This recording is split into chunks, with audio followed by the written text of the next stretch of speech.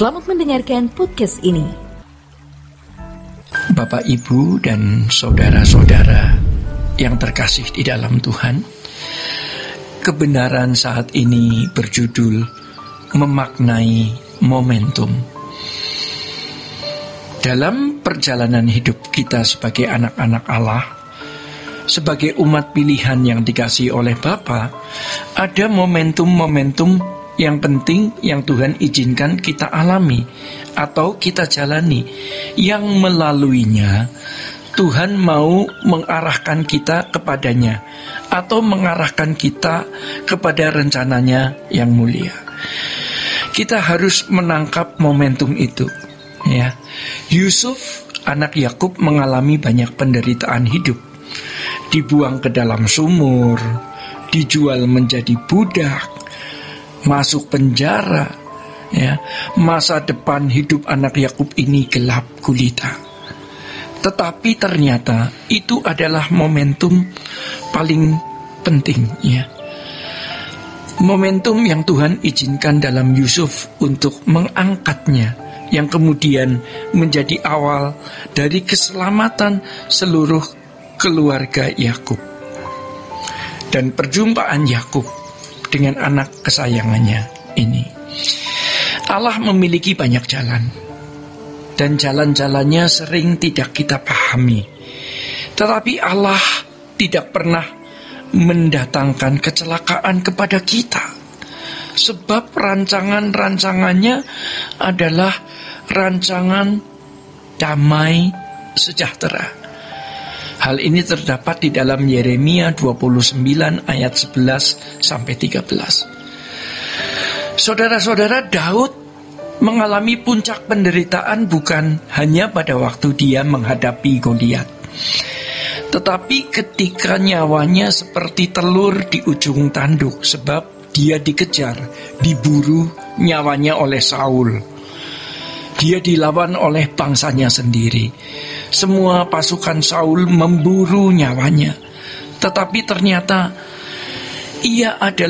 itu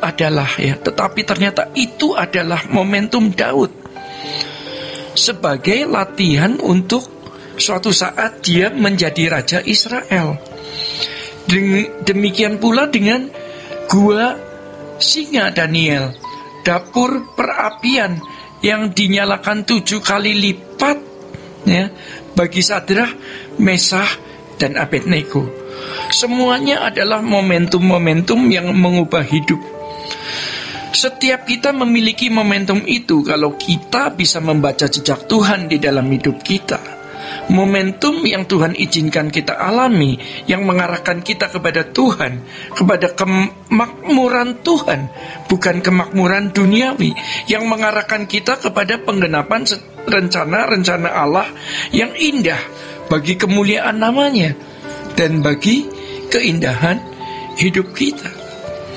Mari kita renungkan, ya, peristiwa-peristiwa hidup yang pernah kita alami, yang sebenarnya itu merupakan panggilan Tuhan untuk mengarahkan kita kepada rancangan atau rencana agungnya. Kalau kita telah menyia-nyiakan momentum itu, hari ini kita bisa berbalik. Masih ada kesempatan selama kita masih memiliki kehidupan ini. Ironisnya, banyak orang yang menyia-nyiakan momentum berharga yang merupakan berkat kekal yang Allah berikan, sehingga hidupnya tidak mengalami perubahan secara signifikan, tidak mengalami perubahan yang berarti. Rencana-rencana agung Allah yang didesainnya tidak tergenapi dalam hidupnya. Sebab kalau kita menyia-nyiakan momentum yang berharga itu, maka kita tidak akan memperoleh apa-apa. Bahkan tidak jarang yang malah menjadi lebih menjauh dari Tuhan. Dan ingat, momentum itu tidak terulang lagi. Itu mahal. Itu kasih karunia. Saudara-saudara, orang yang terkonek dengan Tuhan pasti memiliki kegentaran yang dahsyat. Ia pasti tidak bisa hidup dalam dosa. Kesucian Allah akan mengajar dan menghanguskan dirinya. Masalahnya, kalau jujur, tidak banyak orang yang benar-benar connect dengan Tuhan. Karena hal ini dianggap tidak terlalu penting, bahkan dianggap mistik oleh teolog-teolog yang rasional. Ironi, banyak kepercayaan dan agama suku yang memiliki keyakinan yang berumur ribuan tahun tetap eksis hari ini. Mereka bisa memaknai apa yang terjadi sebagai tindakan Allah mereka, dewa mereka. Maka mereka masih tetap setia dalam liturgi agama mereka. Tetapi orang yang mengaku percaya Tuhan Yesus malah tidak setia dan tidak memaknai tindakan Allah. Tuhan Yesus berkata bahwa Ia akan menyertai kita sampai kesudahan zaman. Masalahnya, apakah kita percaya dan mengalami janjinya, atau kita hanya memaknai peristiwa-peristiwa tertentu sebagai tindakan Allah? Dari cara kita memaknai seluruh peristiwa hidup dan mempercayakan diri menuruti kehendak Allah, hal tersebutlah yang akan membuktikan Allah kita adalah benar. Jangan lupa, agama lain pun punya kesaksian-kesaksian seperti itu, dan mereka bisa memelihara agamanya selama ribuan tahun. Bahkan ada yang berani membela agamanya dengan darah dan nyawa, rela tidak menikah, rela memberikan harta dan nyawanya.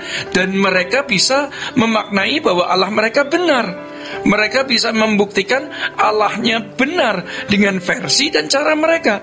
Sekarang bagaimana kita bisa mengalami Tuhan dan membuktikan Tuhan itu benar-benar hidup? Maka perjumpaan dengan Allah harus terjadi dalam hidup setiap hari, setiap saat, melalui setiap kejadian dan peristiwa. Dan benar-benar setiap kita harus memiliki kesaksian di dalam batin, Allahku hidup. Saudara-saudara, sampai kita memiliki kegentaran akan Tuhan, tidak bisa tidak, Dia akan hidup benar, hidup suci. Kalaupun dia salah, dia akan balik bertobat. Di matanya, dunia menjadi tidak menarik.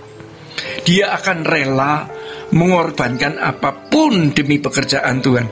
Dia yakin akan kerajaan surga yang indah. Dia melihat dari jauh dengan iman, seperti Abraham yang melambai-lambai pada kota yang akan datang.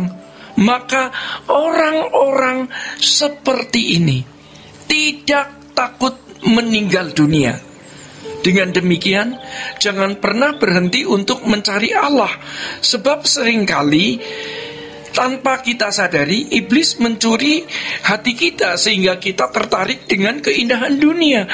Kita senang mendapatkan pujian, kita mengharapkan kedudukan, kita memimpikan kenyamanan. Kita lupa bahwa dunia ini bukan rumah kita.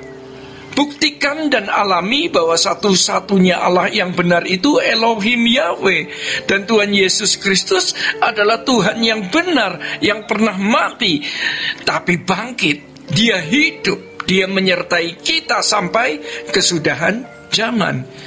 Jadi bukan sekedar sebuah teori yang dikemas dalam khotbah atau dalam seminar, menjadi jurnal ilmiah, lalu kemudian menjadi buku yang ditulis dan bahan diskusi. Melainkan Allah adalah realitas yang benar-benar kita alami.